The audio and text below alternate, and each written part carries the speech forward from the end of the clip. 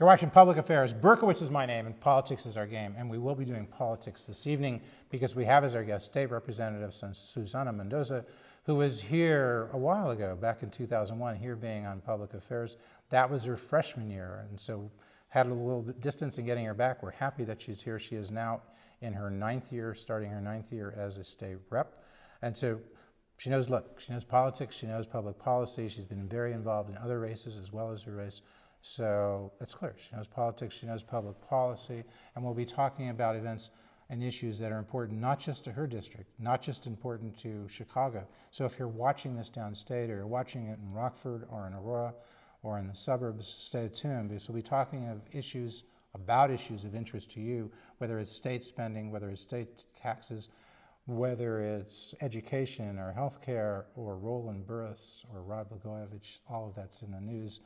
Our state rep, Susana Mendoza, it's the 1st district, right? It is, yes. And that's the southwest side? The near southwest side of the city of Chicago. Starts about 25th and 26th Street. 26th Street as a northern boundary, 59th Street as a southern, and then I have Wood Street as an eastern boundary and Central Park Avenue as a western. Includes Little Village, includes back of the yards, includes other areas? And Gage Park. All right. Yeah. Okay, so Roland Burris. We start right there. We'll come back to more about your background, but Roland Burris, you've been talking a lot about him.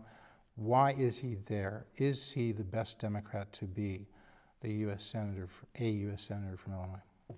Well, in my opinion, obviously not. I think I've been very clear about my position with... Look, let's cut right to it. Has he perjured himself?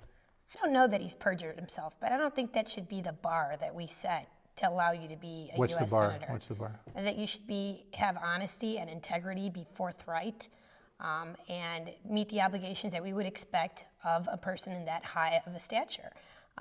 We tell our kids when they're 3 years old or 5 years old not to lie, and to tell half of a lie or a quarter truth, I should say, is equivalent to saying a lie. So I don't know why it's okay for us to try to expect to hold a third grader to a higher standard that we would a U.S. Senator. And you saw him up close because you were on the House Select Impeachment Committee, right? Well, I was an alternate on the committee, and I was there, and I heard every word. You were there every day? Yeah, every day. I served on the committee on several of the committee dates.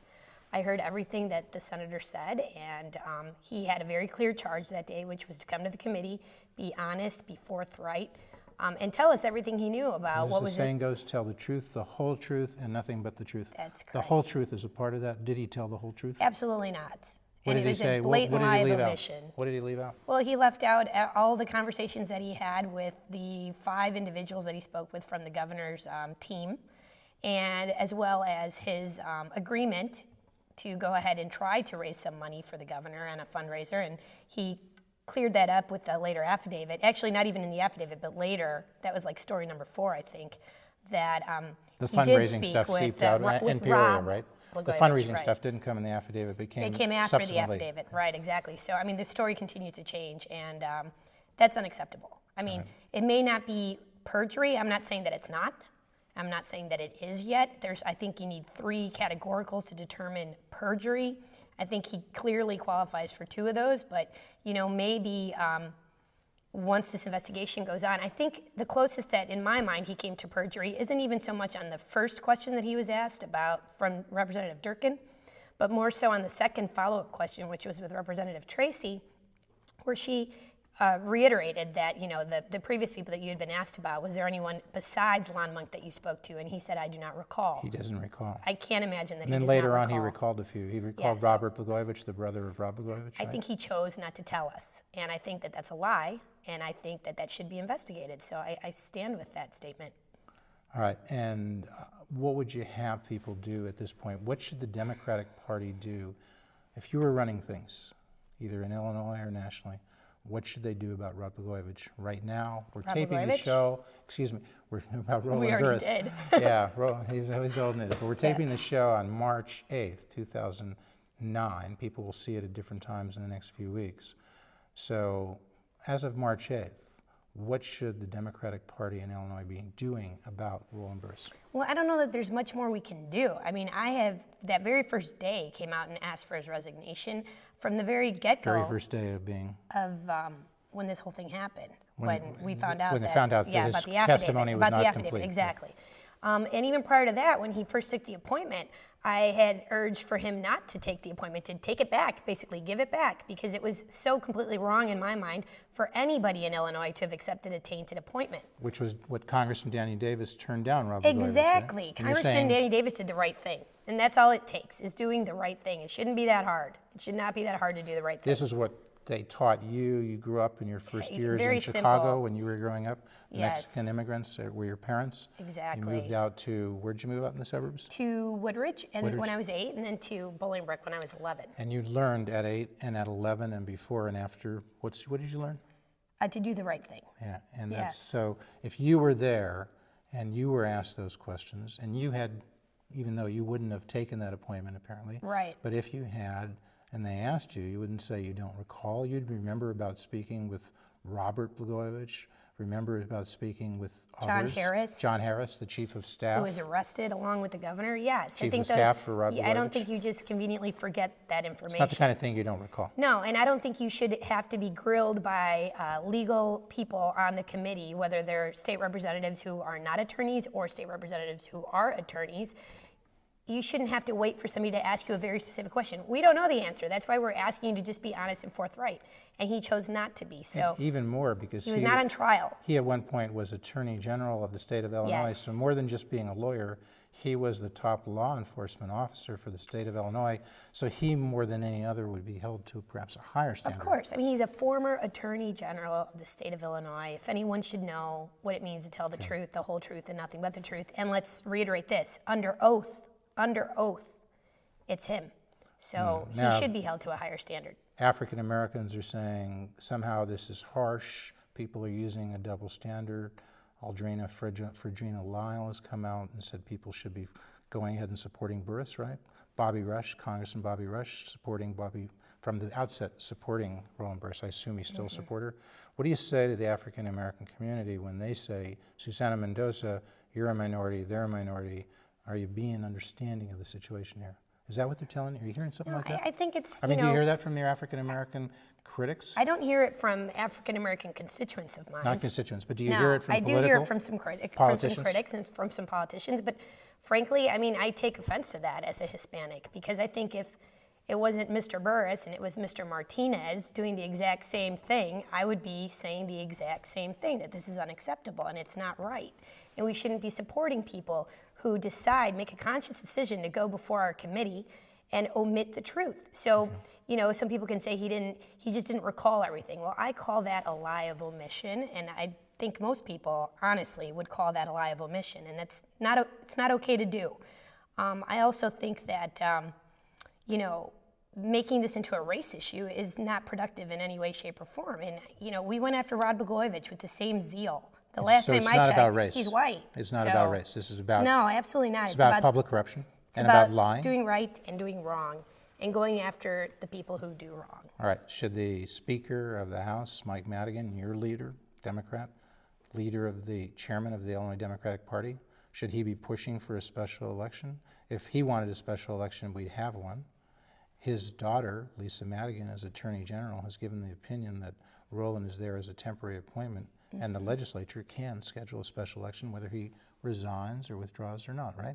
Right. That's A.G. That's Madigan's. the legal opinion, right? That's his daughter, Speaker Mike Madigan. So what's Speaker Mike doing about this? Well, you know, I think he's taking a pulse from the caucus, from the Democratic caucus, and there's a lot of us that think that we should be doing a special election, and there's a lot of us that think that we should not.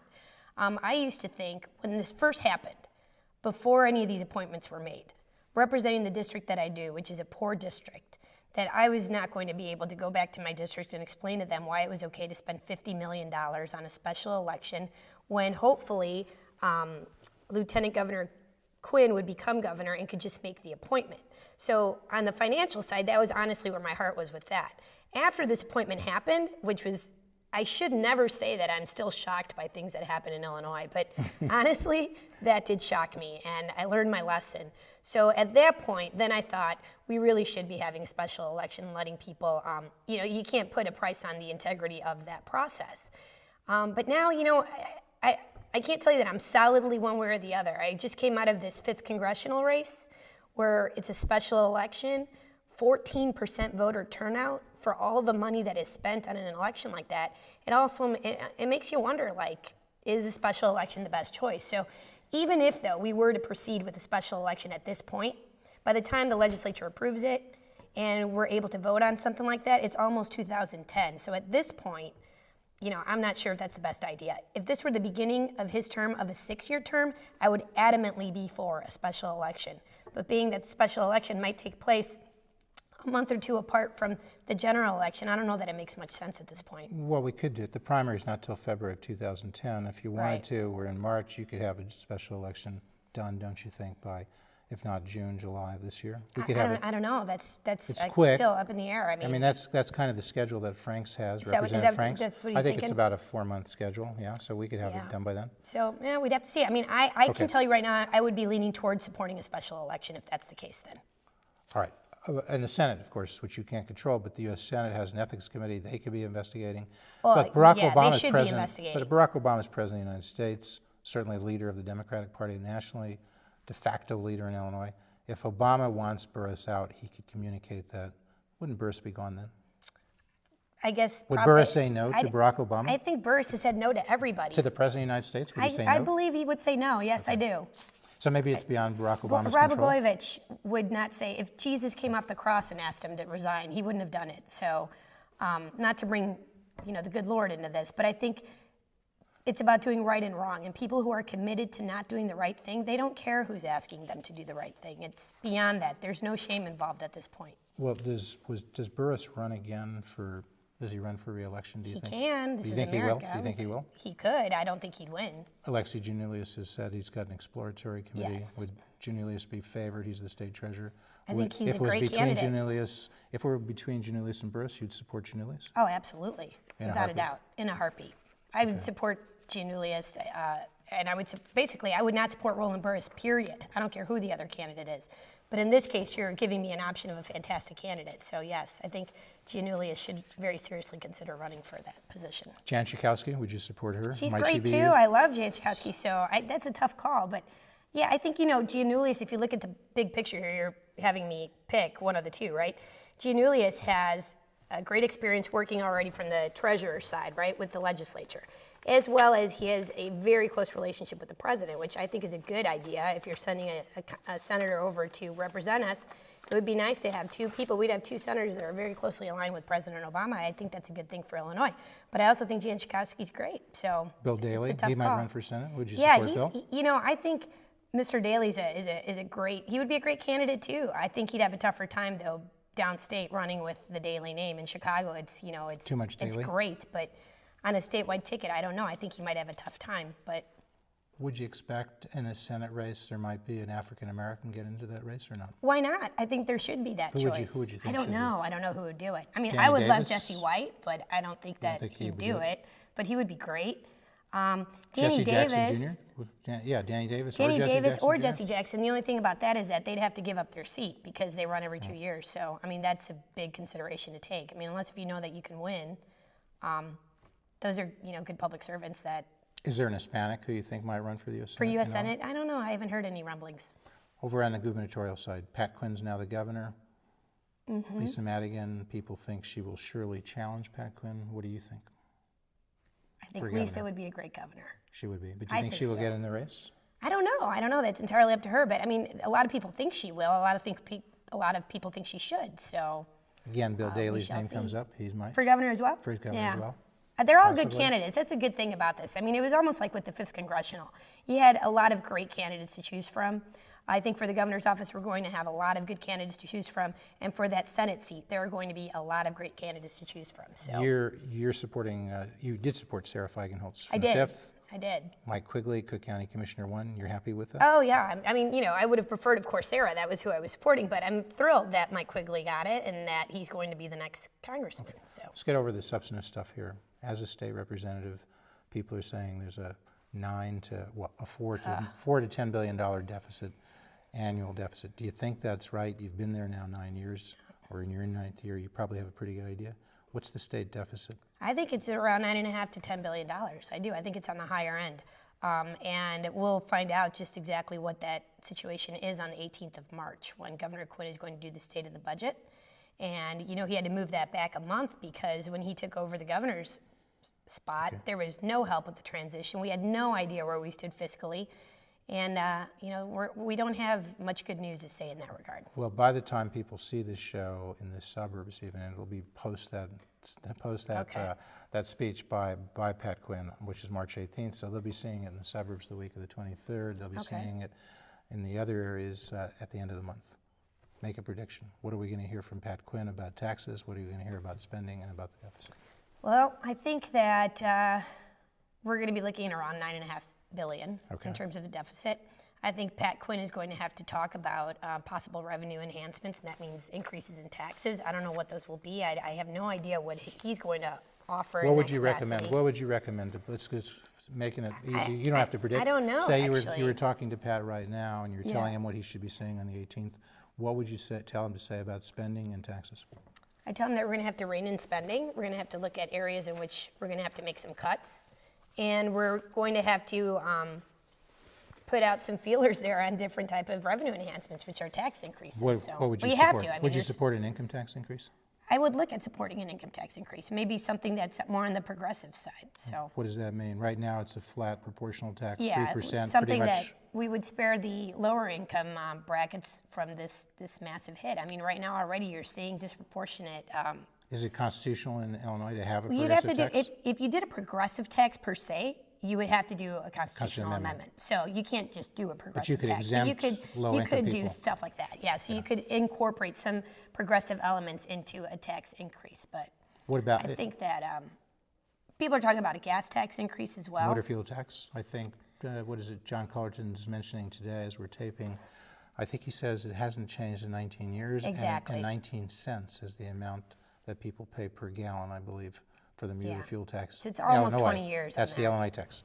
So but it still hurts every time you go to the pump, Well, would you support an increase in the motor fuel tax? I think I would consider supporting an increase in the motor fuel tax. I'll tell you this, I hate raising taxes, but we have to be realistic and realize that these are things that I can't tell you here, and I'll look at the camera, and I can't say I will not raise taxes. I hope not to raise taxes. You wouldn't take that pledge?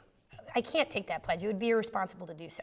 I think I need to look at whatever is put on the table, and that includes not just tax increases, but of course also spending cuts. And it hurts, but we have to look at that. Cullerton said today, Senate President Cullerton said on that issue on March 8th, 2009, he said that, look, he's focusing on the general revenue fund, $28 billion. He says $11 billion of that goes to education, $11 billion goes to healthcare, $6 billion goes to state operations. I think he means by that personnel, state personnel and pension costs. Where would you cut? Would you cut in the healthcare, the $11 billion? I wouldn't want to cut into healthcare. No. Would you cut in education, the $11 billion? I think we need to look at how we fund our education and maybe get a little bit creative in there. I don't know that we make the best use of our dollar per pupil. So that's an area that we can look at. And I can tell you that. Be specific. What would you do to make the better use of the dollar? You know, what I would do is actually, I have a district that has private schools that are closing because we don't have children in them. And I have schools that are completely overcrowded. That's not a good use of our tax dollar with those individuals. I would consider moving some of those kids into these private schools, whether it's through a voucher system or whether it's through, moving the tax money with that particular student to that school, making a better use of that. So take a pure voucher system. Right now in the city of Chicago, people don't realize, I don't know if it's proportional and gets spent in the schools in your district, but the budget in the city of Chicago is about $6 billion for the Chicago public schools. About 370,000 students. You divide one into the other. It means on average we're spending $16,000 per kid per year. If they were to say to you, Susana Mendoza, Representative Mendoza, would you like the parents in your district to have their $16,000 and they could stay at their public school or they could go to one of those private schools? A school voucher, school choice, fully funded. Same amount of money that's being spent on those kids now, just transfer if they want to a private school. If they're happy, they stay in the public school. Would you sign on to that program? Yeah, I wouldn't give the money directly to the parents. I would give it to the system. A voucher that says you have. If you go to that school, then the school gets $16,000. Absolutely, I would support that. I know that the unions hate me for that. That's teachers not, unions. Yeah, of course, that's what I mean. They hate you. But I shouldn't say that. They've never said that to me. Yeah, that's not right because I do have a lot of friends. Many friends. They may dislike I don't that think they're happy about my viewpoint on that. Okay. So that is good that I clarify that. But it's true. I mean, look, I have to face the reality of the district that I represent. And it's very clear to me that if I want to give children the best education possible, then I need to look at all the alternatives, whether it's good charter schools. I have some great charter schools in my district that are run by UNO. They're actually a model for like not just Illinois, but the rest of the country. They were able to expand out in the 9th Ward of New Orleans because they're just so successful here in Chicago. Where Paul Vallis is and exactly. Bobby Jindal, And they have a they're pushing relationship the and school voucher program. and they see how this works. And so I'm totally pro the charter school operation. Not all of them are perfect, but the ones in my district run great, and they're scoring above average, as well as giving kids or parents an opportunity to choose what's best for their child. I don't have a problem with that. I don't think people should be school voucher, scared school choice. about choice. You're exactly. signing on to school voucher, school choice. Absolutely. Yes. All right. And I'm told in the Hispanic community, as well as in the African American community, school vouchers and charter schools poll very well, right? Well, they Do should. you sense in your constituents would Yes. like to have this choice, school vouchers? Yes, absolutely. Not just People minorities, don't like but having their people who are children not in minority overcrowded in your schools. district. Yeah. Absolutely. And Barack Obama has said he's for charter schools, but he sat in this show, in this set, Okay. in 2002 of June, before he was a U.S. Senate candidate. And now President Obama, then State Senator Barack Obama, said he would do anything to improve schools.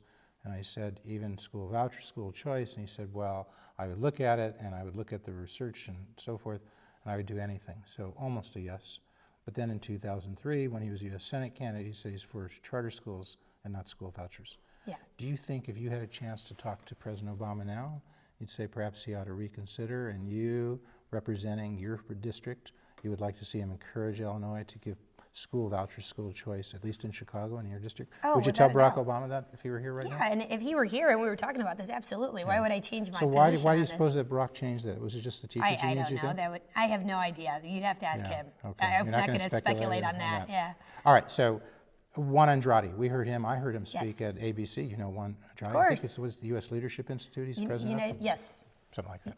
Yes. United United Leadership. States Hispanic Leadership Institute. Okay. He was speaking on March 8th on ABC. I didn't hear him talk about school vouchers and charter schools. Okay. Did they Was ask that- him?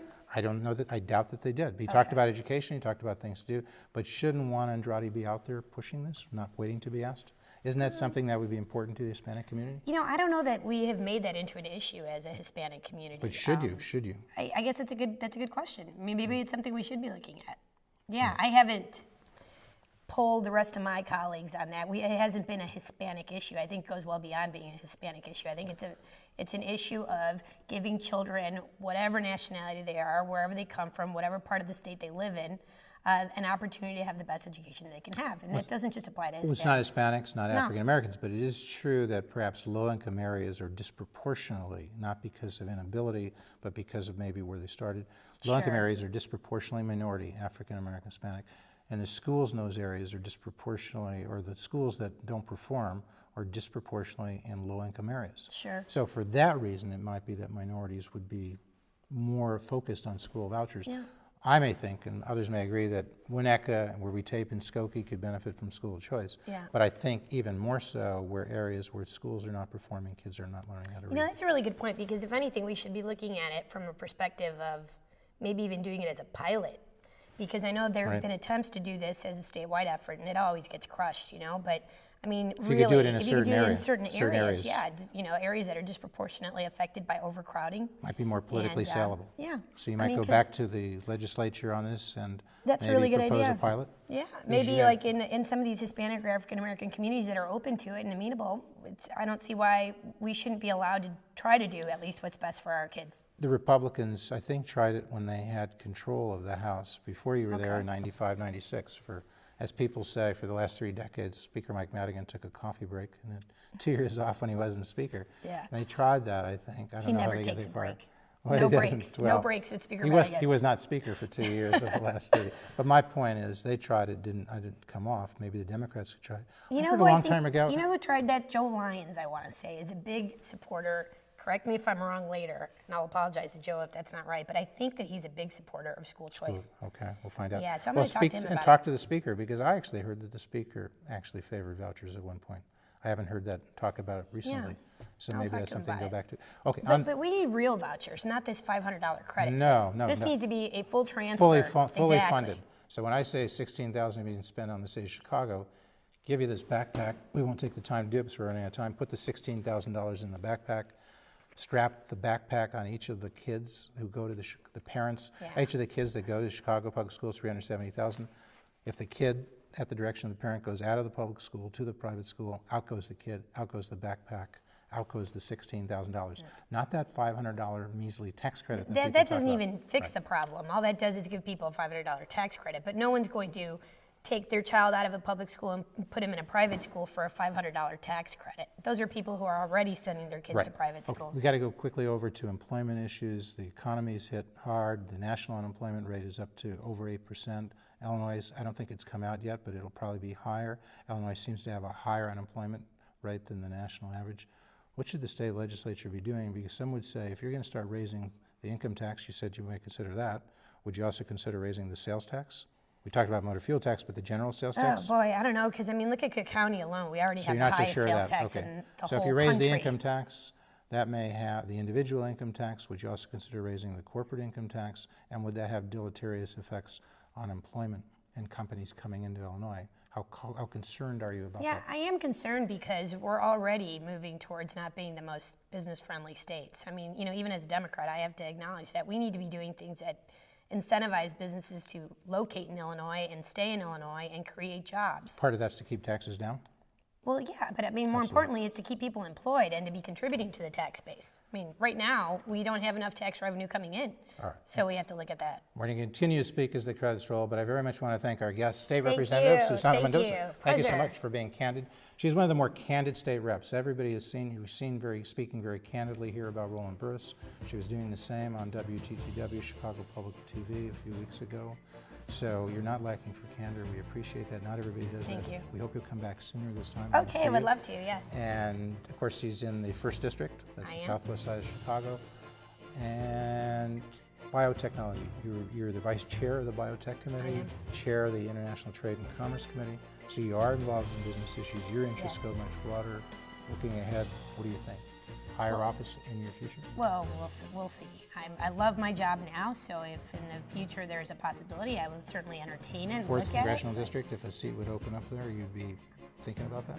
Probably thinking about it very, very much. So, Anything else? I won't say no. But other than that, you're sticking where you are. Yeah, other than that, I absolutely love my job. So the 4th Congressional obviously is similar to what I do now, just on a bigger level. But If you were speaking to Lisa Madigan, Attorney General, if she were thinking about running for governor, and Quinn is the governor, would you talk to them about maybe they should go slowly on raising taxes because of the employment effects? yeah, I think we need to be very careful about how we raise taxes, and that's why I said that we need to look at everything that's put out there. And I'm certainly not going to take one position on any particular tax at this point. What about pensions? Would you start cutting back on pensions for state employees? Maybe I think go we should be looking at what are we going to do with the pensions as we move forward. for the Ford Absolutely. employees. Yeah. Maybe no more defined benefits, just defined contributions, which is what they do in the private sector.